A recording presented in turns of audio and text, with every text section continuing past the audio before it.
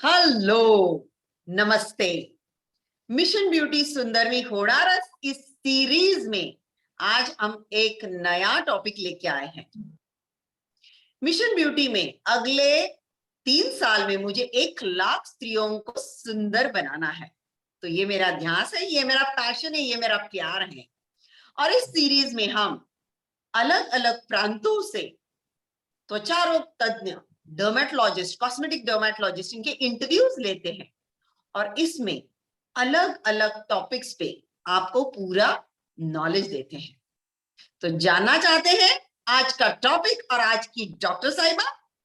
चलो, आज का टॉपिक है hairs on your upper lip. बहुत सारे स्त्रियों को ऐसा लगता है, अरे कितने बाल आ गए ऊपर, और कोई तो सहज बोल जाता है, अरे मूछें आ गई आपको। तो बहुत बुरा लगता है ना। ऐसे मुझे भी कभी किसी ने कहा था मेरे कॉलेज के दिनों में कि अरे डॉक्टर स्मिता, आपको तो मूछें है। तो मुझे बहुत बुरा लगा था, उस दिन मैं रोई थी। तो ये जो अपर लिप के हेयर है, ये सच में हर स्त्री के लिए एक बड़ा प्रॉब्लम है। तो जानेंगे हम डॉक्टर श्रुति मठ से आज इसके बारे में कि किस तरह से इस अपर लिप हेयर को हम लोग गुड बाय करेंगे और एकदम सुंदर चेहरा लेके हम दुनिया के सामने प्रस्तुत होंगे। So, welcome Dr. Shruti Mutt on this Mission Beauty platform. Thank you ma'am, thank you so much. Shruti Math के बारे में थोड़ी सी जानकारी मैं आपको बताना चाहूंगी। उन्होंने अपना MBBS BLDE medical college Vijayapura में किया है और उन्होंने अपना MD post graduation KBI NMS में गुलबर्गा से किया है और वहां पे उन्होंने कुछ साल काम किया। अभी फिलहाल वो doctor VM government medical college में काम कर रही है और हाँ, सिटी हॉस्पिटल में वो कंसल्टेंट करके कार्यरत हैं। और मुझे बताने में बहुत खुशी होती है कि वो एक brain dead retreat JJ hospital के टीम वर्कर रह चुकी है। तो ये त्वचा रोग तज्ञ तो है ही है, पर ये काफी अच्छी अच्छी कार्यों में अपना योगदान दे चुकी है। तो चलो अब जान लेते हैं अपर लिप हेयर को किस तरह से गुड बाय करें डॉक्टर श्रुति मठ की तरफ से। डॉक्टर श्रुति, मेरा सबसे पहला सवाल ये है कि ये अपर लिप हेयर आते क्यों हैं? जी मैम, अपर लिप हेयर इसको इंग्लिश में हिर्सुटिज्म बोलते हैं। और ये upper lip hair mostly genetical, most common cause होता है जेनेटिकल कॉज या फिर फैमिलियल कॉज। इसमें क्या होता है, अगर आपके मम्मी या फिर आपके बहन को अपर लिप हेयर है तो ये चांसेस बढ़ जाता है कि आपको भी हो सकता है। और दूसरा कॉज जो है वो है हार्मोनल इम्बैलेंस। अब हार्मोनल मतलब कौन सा हार्मोन? एंड्रोजेंस। एंड्रोजेंस में कौन सा ऑर्गन एंड्रोजेंस प्रोड्यूस करता है? ओवरी, एड्रिनल ग्लैंड और पिट्यूटरी ग्लैंड। अब ओवरीज में क्या होता है, अगर मीनो ओवरीज अगर एंड्रोजन एक्सेस प्रोड्यूस कर रहे हैं तो इसका कॉजेस क्या हो सकता है? मेनोपॉज, प्रेगनेंसी, या फिर साहा सिंड्रोम, हेरेन सिंड्रोम, और PCOS, पॉलिसिस्टिक ओवरियन सिंड्रोम। इन सब ये सब वजह से ओवरी जब सिक्रीट कर रहा है ज्यादा एंड्रोजन तो ये सब कॉजेस होते हैं। और अगर एड्रिनल ग्लैंड एंड्रोजन ज्यादा सिक्रीट कर रहा है तो ये कुशिंग सिंड्रोम या फिर हो सकता है कंजेनाइटल एड्रिनल हाइपरप्लेशिया या फिर कुशिंग ट्यूमर्स भी हो सकते हैं। अगर पिट्यूटरी ग्लैंड सिक्रीट कर रहा है एक्सेस एंड्रोजन तो इसका वजह हो सकता है कि आपको हाइपर प्रोलैक्टिनिमिया है, या फिर आपको हाइपोथायरॉइडिज्म है, या फिर आपको कुशिंग सिंड्रोम है, या फिर एक्सोजीनस एंड्रोजन्स भी। एक्सोजीनस एंड्रोजन मतलब बाहर से एंड्रोजन। वो कैसे होता है? जैसे जिम सप्लीमेंट्स कोई लेता है, या फिर कोई स्टेरॉइड्स खाता है, ओरल कॉन्ट्रासेप्टिव पिल्स खाते हैं, तो इसकी वजह से क्या होता है, आपको अपर लिप हेयर हो सकते हैं। और दूसरा जो है, जो बहुत कॉमन बात है, वो है कि जब आप स्टीरॉयड क्रीम्स लगाते हैं, या बहुत कॉमन ये बेटनोवेट क्रीम जो होता है बहुत सारी औरतें लगा लेती है, तो उसकी वजह से क्या होता है, ना ही सिर्फ अपर लिप, पूरे चेहरे पे बाल आ जाते हैं। तो ये अवॉइड करना चाहिए। ओके, तो सहज सिंपल भाषा में अगर कहा जाए तो एक तो प्रेगनेंसी है, दूसरा जी है रजो निवृत्ति यानी मेनोपॉज यानी पीरियड्स रुक जाने के बाद है, और जी तीसरा औरतों को बहुत मेरे सहेली ने ये क्रीम यूज किया था, जी बेटनोवेट क्रीम, उससे वो बहुत गोरी दिखने लगी थी। तो ये तीन बहुत ही कॉमन चीजें हैं। और चौथा है, जब वजन बढ़ जाता है आपका तो डायबिटीज आता है, हेरान सिंड्रोम आता है और पॉलीसिस्टिक ओवरी भी आता है। तो जी ये कॉजेज है जो आज अपनी सहेलियों को मैं बताना चाहती हूँ कि मेनोपॉज में ये कॉमनली होता है, प्रेगनेंसी में होता है। और हाँ, अगर आप कोई फेयरनेस क्रीम यूज कर रहे हैं, अगर उसमें स्टीरॉयड है तो ना यूज करना, वरना बाल आ जाएंगे और मूछे बड़ी बड़ी आ जाएंगी। जी जी नेक्स्ट बिल्कुल। मेरा सवाल आपसे ये है कि ये आते क्यों है ना, ये एक्सट्रीम ऐसे सबको तो होते नहीं, कुछ औरतों को होते हैं, या कोई औरत ज्यादा गोरी दिखती है तो उसको बहुत प्रोमिनेंटली दिखते हैं, तो आते क्यों है ये? आई मीन हार्मोन की वजह से ही है और कुछ भी रीजंस हो सकते हैं उसमें? मैम मोस्टली तो हार्मोनल इम्बैलेंस ही है। और एक्सट्रीम जिसको होता है तो उनको क्या हो सकता है, न्यूप्ले से हमको रूल आउट करना चाहिए। या फिर पिट्यूटरी एडिनोमास हो सकते हैं, या फिर एड्रिनल एडिनोमास हो सकते हैं, या फिर ओवरियन ट्यूमर्स हो सकते हैं। तो ये सब इन्वेस्टिगेट करना पड़ेगा। अगर किसी को बहुत ज्यादा है और दिक्कत आ रहे हैं तो न्यूप्लाज्म रूल आउट करना सबसे बेहतर होता है। बहुत जी सारी औरतें ऐसी रहती कि जिनको 2 या 4 ही होते हैं, लेकिन वो इतना कंसर्न रहती है, अरे मैडम दाढ़ी जैसे दिख रहा है, मैडम इधर मोटे दिख रहे हैं। पहले तो नहीं थे, अभी आ रहे हैं। तो काफी, मेरे ख्याल से 80% लेडीज को सिर्फ एक हाथ दूसरे बाल या ज्यादा से ज्यादा 8-10 बाल होते हैं, लेकिन वो बहुत कंसर्न होती है। मेरा अगला सवाल आपको ये है कि जी बाल जो है, अभी अपर लिप को तो आए हैं, तो इसके निकालने के काफी तरीके होंगे डॉक्टर साहब। तो मुझे बताइए कि कौन कौन से तरीके होते हैं, कोई टेम्परेरी होता है, कोई परमानेंट होता है, तो ऐसे कौन से तरीके हैं ये बाल निकालने के? जी मैम, जैसे आपने बोला कि टेम्पररी मेथड होते हैं और शॉर्ट टर्म मेथड होते हैं और लॉन्ग टर्म मेथड होते हैं, लॉन्ग टर्म। और जब टेम्पररी मेथड में अगर आप हेयर को रूट से निकाल रहे हो तो इसमें क्या होता है, वैक्सिंग होता है, थ्रेडिंग होता है और ट्रिमिंग होता है, लेजर हेयर रिडक्शन होता है जब आप रूट से निकाल रहे हो हेयर को। और दूसरा, जब आप शॉर्ट टर्म अगर आपको हेयर नहीं चाहिए तो इसमें भी एक लेजर है। और लॉन्ग टर्म में इलेक्ट्रोलाइसिस है। और और अगर आप सुपरफिशियल हेयर रिमूव कर रहे हैं तो इसमें है शेविंग, ट्रिमिंग। और ट्रिमर भी आजकल बहुत सारे आए, ट्रिमर्स हैं। और ये होता है कि प्रिस्क्राइब्ड क्रीम्स होते हैं, क्रीम जैसे कि वीट क्रीम इसमें क्या होता है, कैल्शियम थायोग्लाइकेट होता है, ये केमिकल होता है जिसकी वजह से बाल निकल जाते हैं। और दूसरा है प्रिस्क्राइब्ड क्रीम जो होता है, जो डर्मेटोलॉजिस्ट देते हैं, वो है इफ्लोरनिथेन हाइड्रोक्लोराइड, ये है। और बाकी का जो है परमानेंट मेथड, ये जो ग्रे हेयर और व्हाइट हेयर के लिए काम करता है, वो है इलेक्ट्रोलाइसिस। और दूसरा जो डर्मेटोलॉजिस्ट फेवरेट मेथड है वो है लेजर हेयर रिडक्शन। वंडरफुल। तो बेसिकली अलग अलग तरीके से आप आपके अपर लिप के बालों को निकाल सकते हैं। या जी तो जी आप थ्रेडिंग कर सकते हो, वैक्सिंग कर सकते हो, शेविंग कर सकते हो, ट्रिमिंग कर सकते हो, क्रीम से उसको डिसॉल्व कर सकते हो, या डॉक्टर के पास जाके आप उसका लेजर ट्रीटमेंट कर सकते हो, या एस्थेटिशियन के पास जाके आप इलेक्ट्रोलाइसिस कर सकते हो। तो ये अलग अलग तरीके हैं। चलो जान लेंगे हम अलग अलग तरीके के क्या बेनिफिट्स होते हैं, क्या साइड इफेक्ट्स होते हैं। तो सबसे पहले मैं आपको पूछना चाहूंगी, ये जो हेयर रिमूवल क्रीम्स होते हैं, जैसे वीट है या जो भी है, एनी फ्रेंच है, काफी सारे कंपनीज के हैं, तो हेयर रिमूवल क्रीम्स, तो ये बहुत आसान होता है, जैसे लगा लो और 10-15 मिनट में साफ कर लो। तो इसके एडवांटेजेस क्या है और डिसएडवांटेजेस क्या है डॉक्टर? जी। अ, अभी जो ये क्रीम्स जो होते हैं, जो नॉर्मली जो मिलते हैं बाहर बाजार में, ओटीसी क्रीम्स, वो है वीट, एनीफ्रेंच जो भी है, उनमें मैंने जैसे बताया था कैल्शियम थायोग्लाइकोलेट होता है केमिकल, जो जो आपके बालों को निकाल देता है। ठीक है, इसमें गुड क्या है, तो ये बहुत ही इजी है और ये घर पे आप आराम से कभी भी कर सकते हो। और आप हमेशा और इसमें बैड यही है कि आपको पैच टेस्ट करना पड़ेगा। अगर आप नहीं करेंगे तो आपको पिंपल्स वगैरह हो सकते हैं और रेडनेस हो सकता है। और इनग्रोन नहीं, फॉलिकुलाइटिस वगैरह हो सकता है आपको इसकी वजह से। और आप सेंसिटिव एरियाज में ये नहीं लगा सकते। आप फेस पे नहीं लगा सकते ये। फेस पे आपको अवॉइड ही करना चाहिए। आप बाहर अपने प्राइवेट एरिया या फिर आप अपने पैरों पे वगैरह लगा सकते हैं ये हेयर रिमूवल क्रीम। पिगमेंटेशन भी होता है क्या डॉक्टर श्रुति? हाँ मैम, हाँ मैम, पिगमेंटेशन भी होता है। बहुत सारे क्या होता है कि पैच टेस्ट नहीं करते और लगा लेते हैं क्रीम, तो वो निकलने के बाद ऐसे बार बार लगाने से वहां पे पिगमेंटेशन बहुत सारे लोगों को देखा गया है।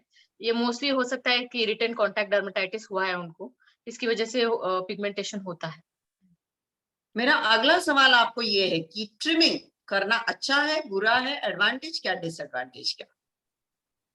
आजकल मार्केट में बहुत सारे ट्रिमर्स आए हैं, बहुत ही एस्थेटिकली मजेदार, जैसे कि लिपस्टिक के शेप के होते हैं ट्रिमर्स।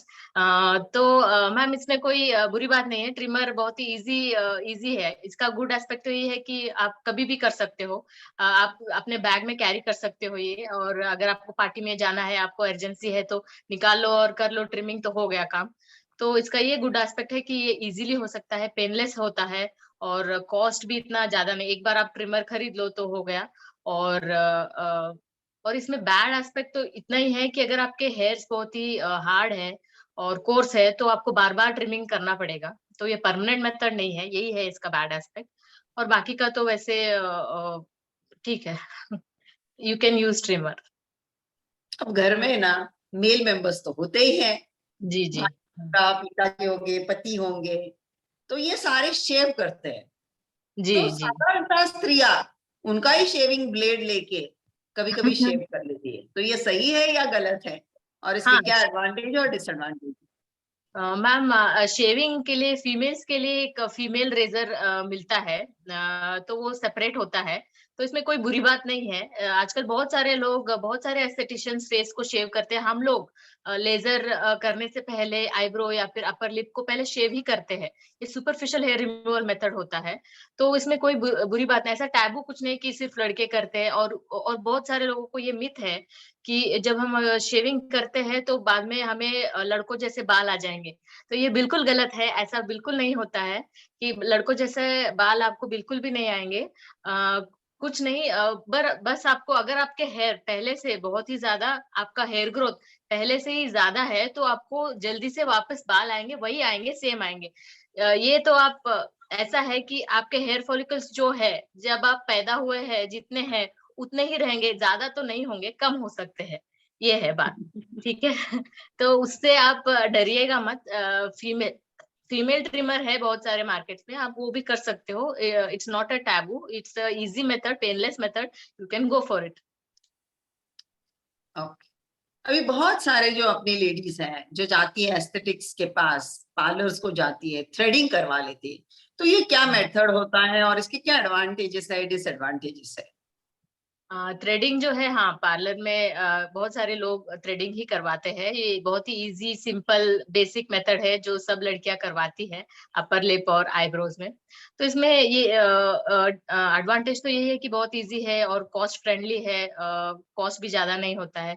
और डिसएडवांटेज तो इसमें मैं यही बताऊंगी कि सेम थ्रेड बहुत सारे लोगों को के ऊपर करने की वजह से ऐसा देखा गया है कि प्लेन वॉट्स होते हैं, ऐसे लाइन से प्लेन वॉट्स होते हैं, या फिर मोलस्कम हो जाते हैं।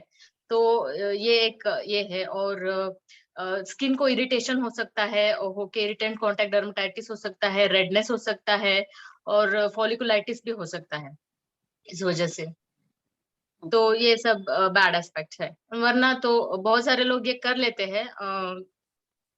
बहुत जी। कॉमन है कि बहुत। हमारे यहाँ स्त्रियां तो पार्लर जाके थ्रेडिंग तो कंपल्सरी लेते हैं। ओ, मेरा अगला सवाल आपको ये है कि कुछ औरतों को बहुत सारे बाल होते हैं तो वो वैक्सिंग कर लेती है, तो जी जी। वैक्सिंग का क्या एडवांटेज है और डिसएडवांटेज है? वैक्सिंग एक ऐसा मेथड है जिसमें एक हॉट वैक्स जो है स्किन पे लगाया जाता है, और स्ट्रिप लगाते हैं, और हेयर जिस डायरेक्शन में होता है उसके अपोजिट स्ट्रिप को निकाला जाता है फोर्सफुली, तो बाल सारे निकल जाते हैं। तो ये मेथड है। तो इसमें क्या है, एडवांटेज तो ये है कि ये रूट से निकाल देता है, तो जैसे जैसे आप सेशन बहुत बार कराते जाते हो तो थोड़ा आपके हेयर ग्रोथ कम होते हैं, और ये अगर इमीडिएट भी आप अगर आपको अर्जेंसी है तो आप ये कर सकते हैं और ये कॉस्ट फ्रेंडली है। बाकी का जो प्रॉब्लम इसमें है कि वैक्स में वही सेम है कि इनग्रोन हेयर होता है, फॉलिकुलाइटिस हो सकता है, रेडनेस हो सकता है और इसमें भी क्या होता है, एक ही ब्लेड पार्लर में सब अलग-अलग क्लाइंट्स को यूज़ किया जाता है। तो एक को अगर वॉट है या मोलस्कम है तो सबको यहाँ पे मोलस्कम वगैरह हो जाते हैं। ये बात है और वैक्स जो होता है ना वो बहुत अच्छा मीडियम होता है बैक्टीरिया और फंगल ग्रोथ के लिए। तो अगर फ्रेश वैक्स नहीं है, 4 या 5 दिन पुराना है वैक्स, तो हो सकता है कि आपको वो इन्फेक्शन हो जाएगा, फंगल या बैक्टीरियल इन्फेक्शन हो जाएगा। तो आप जब भी यूज़ करो वैक्स तो आप फ्रेश वाला ही यूज़ करो। हाँ। वैक्स बहुत ज्यादा गर्म होने से कभी कभी त्वचा जलने हाँ, के भी हाँ। चांसेस रहते हैं, बर्निंग हो जाता है, जी, burn मैम। हो जाता है, तो मार्क आ जाते हैं। देखे हुए हैं मैंने कुछ ऐसे लेडीज को। ठीक है। और दूसरी चीज मैंने ऑब्जर्व की है कि अगर वो स्ट्रिप डिस्पोजेबल यूज नहीं करते हो तो सारे जो इन्फेक्शन है, जैसे फंगल इन्फेक्शन हो गया, वायरल इन्फेक्शन हो गया, कोई भी इन्फेक्शन आप ट्रांसफर कर सकते हो। तो बस ये ध्यान रखिए कि आप जहां पे भी जाते हो उनको बता दीजिएगा कि डिस्पोजेबल क्लोथ से ही जो वैक्सीन का स्ट्रिप्स होता है वो डिस्पोजेबल ही यूज करना है। तो ये बहुत ध्यान रखिएगा अगली बार। मेरा अगला सवाल आपको अभी आते हैं हम त्वचा रोग तज्ञ कौन करते हैं, जो है लेजर ट्रीटमेंट। जी। काफी सारे एडवर्टीजमेंट्स देखे गए हैं कि वो परमानेंट हेयर रिमूवल, तो सच में ये सच है क्या? मैम पहले मैं एक्सप्लेन करना चाहूंगी कि लेजर जो होता है उसका प्रिंसिपल क्या होता है। लेजर क्या करता है, हमारे हेयर के पिगमेंट के ऊपर और हीमोग्लोबिन के ऊपर काम एक्ट करता है और उसको डिस्ट्रॉय कर देता है। तो इसकी वजह से हेयर ग्रोथ जो होता है वो धीरे धीरे कम होता है। तो आपको एक ही बारी में ये रिजल्ट नहीं मिलेगा, इसलिए डर्मेटोलॉजिस्ट आपको सेशंस में बुलाते हैं। आपको 4 या आप 4 तो मिनिमम है, 8-9 सेशंस के लिए आपको जाना पड़ेगा, तो आपका पूरा हेयर ग्रोथ कम हो जाएगा। और ये वैसे कोई भी मेथड दुनिया में परमानेंट नहीं होता है। आपको हम बोल सकते हैं कि 10 साल तक मिनिमम 5 साल तक और मैक्सिमम 10 साल तक बाल फिर से वो एरिया में नहीं आएँगे। ये तो हम गारंटी से बोल सकते हैं, अगर आपने करेक्ट सेशन करवाए हैं, 8 सेशन करवाए हैं। तो कौन से लेज़र्स है, वो अपने डायोड लेज़र्स है, क्यू स्विच्ड एनडीआर लेज़र्स है, लॉन्ग पल्स्ड एनडीआर लेज़र है, लॉन्ग पल्स्ड अलेक्जेंड्रेट है और आईपीएल लेज़र्स है। ये सारे लेज़र्स यूज़ किए जाते हैं।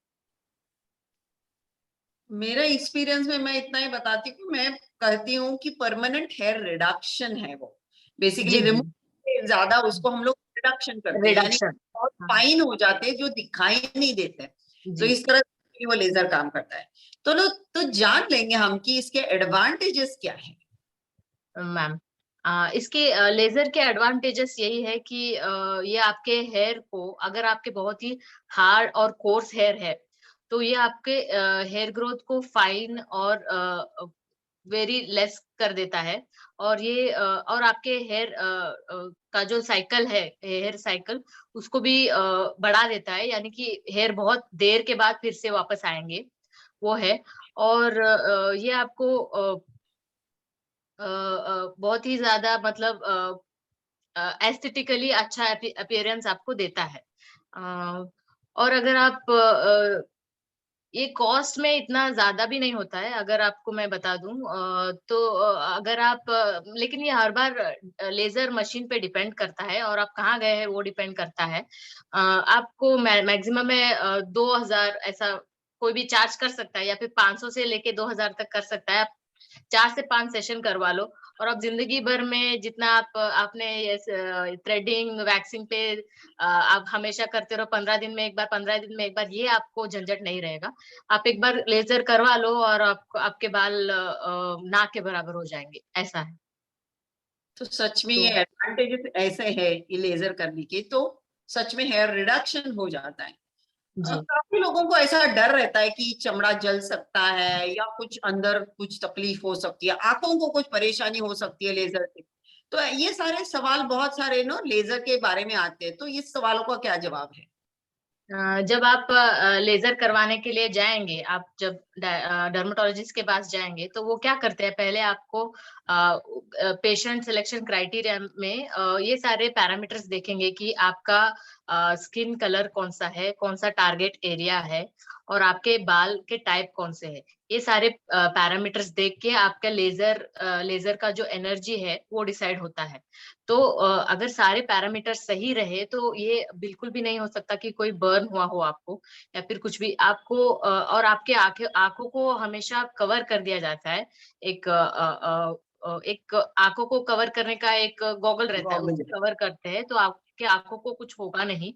और एनेस्थेटिक जेल लगाया जाता है और उसके बाद ही लेजर किया जाता है। ये सब पैरामीटर्स देखने के बाद क्योंकि अलग अलग, अगर आप डार्क कॉम्प्लेक्शन है और और आपको बहुत कोर्स हेयर है तो इसके लिए अलग पैरामीटर्स रहते हैं। अगर आप फेयर कॉम्प्लेक्शन है और आपको थिन थिन हेयर है तो उसका अलग पैरामीटर है। तो सारे पैरामीटर्स देख के आपको सही सही जॉल लेके आपको लेजर का जो है एनर्जी डिसाइड करके डर्मेटोलॉजिस्ट आपको ये सर्विस देते हैं लेजर का। तो आप अगर आपको ये सही से डर्मेटोलॉजिस्ट के पास ही करवाना चाहिए, ना कि सलून में या फिर पार्लर में, क्योंकि नहीं तो आपको बर्न हो सकता है। ये सब पैरामीटर सबको जज करना मुमकिन नहीं है, क्योंकि लेजर बहुत ही कॉम्प्लेक्स मशीन है, सबको ये जजमेंट नहीं होता। तो ये मैं यही सजेस्ट करूंगी कि आप चूज योर डॉक्टर वाइजली।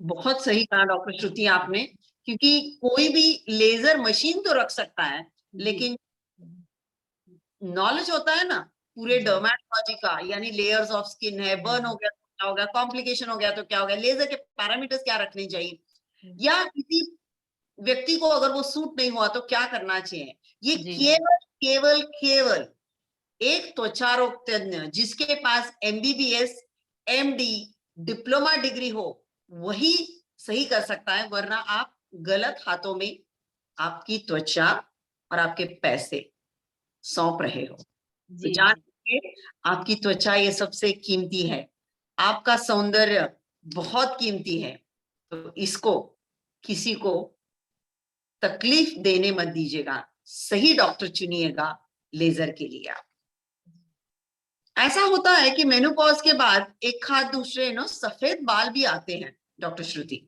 जी तब क्या करना चाहिए? तब तो लेजर नहीं काम करेंगे। जी जी ma'am, laser white hair grey hair पे काम नहीं करता, क्योंकि मैंने पहले बताया था कि ये आपके हेयर के पिगमेंट में काम कर, पिगमेंट ही नहीं होता अगर व्हाइट है या ग्रे हेयर है। तो अब हम इस ऐसे पेशेंट्स को हम मेथड है कि इलेक्ट्रोलाइसिस जो होता है वो एक्चुअली परमानेंट मेथड है। और इसमें क्या होता है, ये इलेक्ट्रिक नीडल्स होते हैं जो बालों के ऊपर नीडल्स लगा दिए जाते हैं और उसमें इलेक्ट्रिक करंट पास किया जाता है और वो जला दिया जाता है रूट से।